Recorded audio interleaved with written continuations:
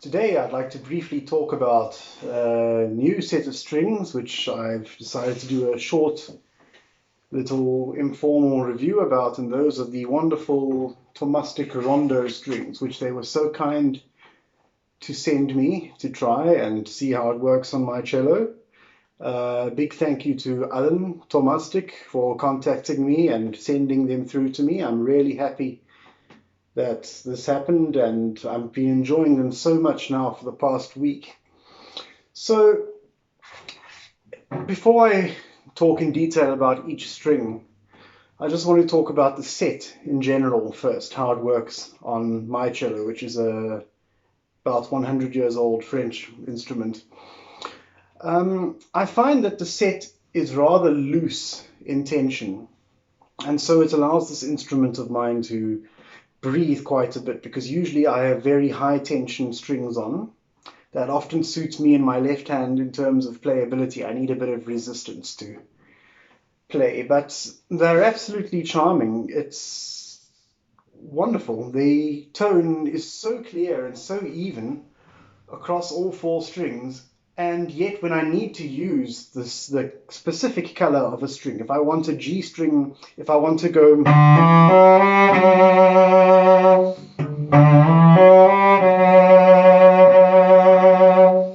I still get a different sound between the two registers, but when I go across them in a scale,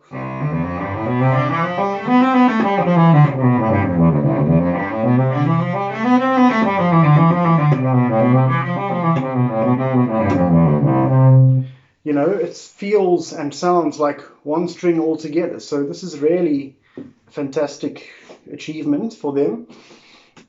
Now, it brings out a lot more overtones. And the thing I like about that is that it doesn't make the instrument brighter. It doesn't make the instrument scream with all these overtones. And it makes it sound similar to Italian cellos, which I've played on, which I've been fortunate to play on for a few months at a time. Once, really, just such a noble, this kind of oh sound rather than a ah or eh,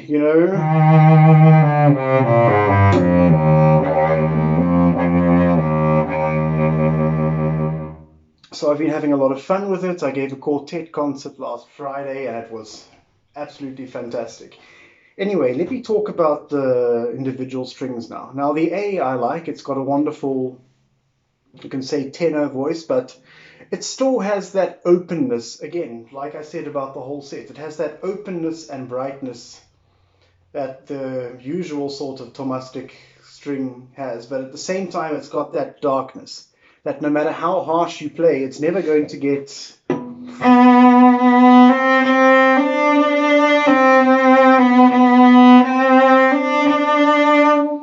it's always just so round and beautiful. Even if I do something like it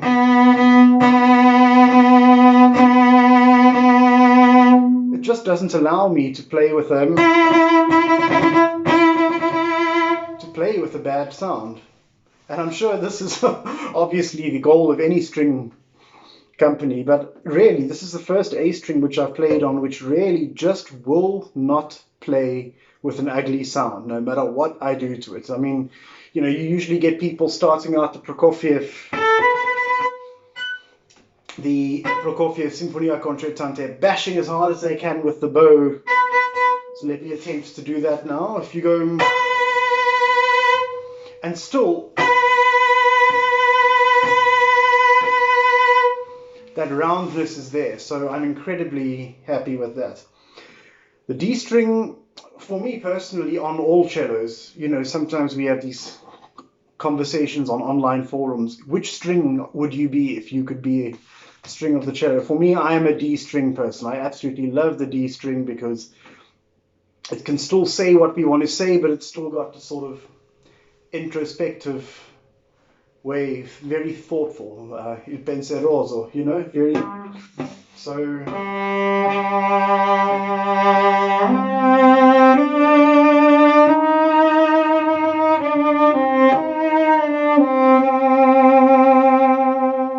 and that's such a good match for the A string. Often, we find that as soon as we go over to the lower strings, then all of a sudden the sound disappears, but not with this string. It's bright but yet round.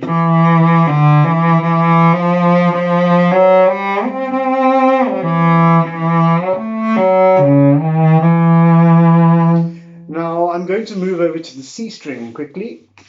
The C string, well, I find it a very interesting, basically what they say here in the technical details is that it is a spiral core. So yes, it's got the same core as a Thomastik spiral core, but it is a mix between tungsten and chrome wound. Now it's quite interesting because ever since I've been using spiral cores, obviously for important things and big concerts, yes, I've used my tungsten strings and I sort of save them and keep them.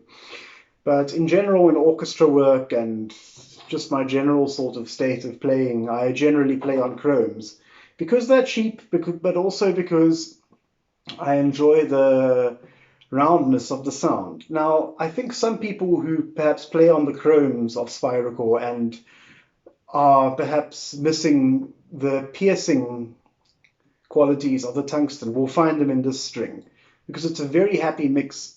It's also, one could say it's like the tungsten, but again, it's not harsh. It's just round. It's just.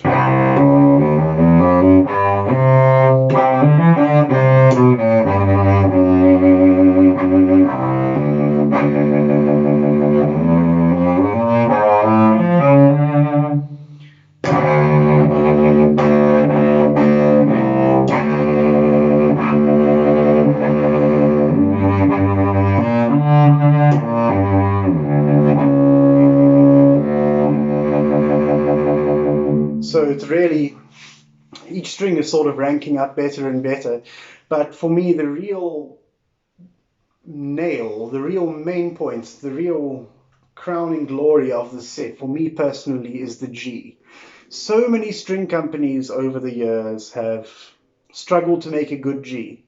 You have people saying they'll play with a set of Larsens, but they won't use the Larsen G, or perhaps they'll use the usual Larsen solo spiral core, but they'll use a spiral core tungsten, or maybe they'll just use a spiral core chrome instead of the tungsten, or use a Larsen or something else. Because often I find with a lot of string companies, they can't decide, well, is this G string going to be more like a D string, or is it going to be more like a lower string? And what I find about this string is that, again, it's very even. It doesn't play harshly, no matter what you do. If you want to be ugly, these aren't the strings for you. And what I find about it also is that it feels like a hot knife through hot butter. If I play the opening of the, if I play the,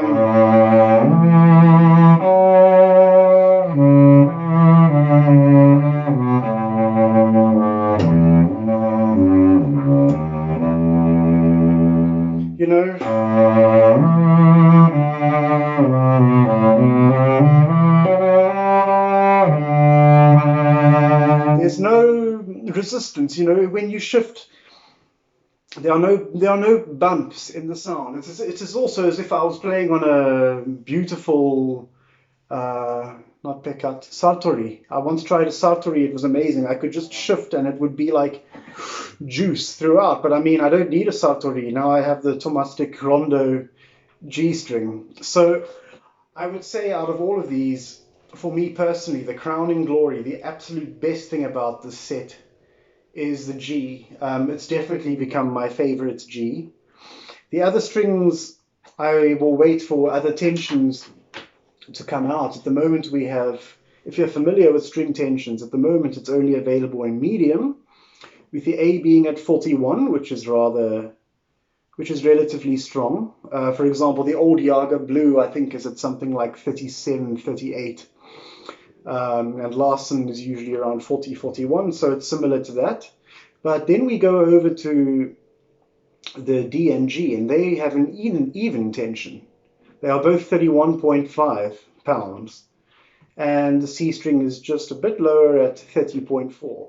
Now, what I find interesting is that these two are the same tension, but they also behave in a similar way. So, look, whatever they've done, is a work of genius. I've never been impressed by a brand new set of strings new on the market like I have with these. So I feel extremely fortunate. Thank you very much, Thomastik Infeld, for sending me these strings, and I really hope that also it will be possible to buy the individual strings soon in the future to mix them up with other strings, because I think they can also do wonders for other sets of strings by other companies as well, to make them better and to solve many of their problems. So